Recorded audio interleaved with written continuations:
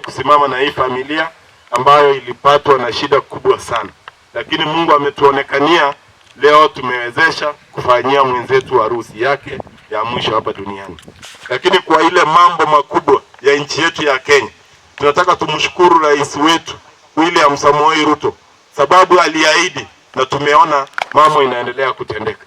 Mambo ya shilling imeanza kugain against the dollar. Vile mnajua shilingi ilikuwa imepoteza nguvu kwa dola, lakini saa hii tunaona shilingi yetu ikipata nguvu.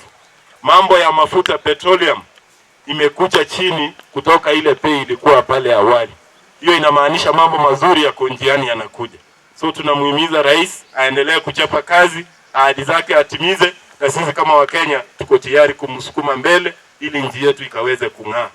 Jambo la mwisho, katika disbursements zenye zinakuja counties, ambao tuko na ile council ya ma-counties, kuna shida kubwa pale control of budget.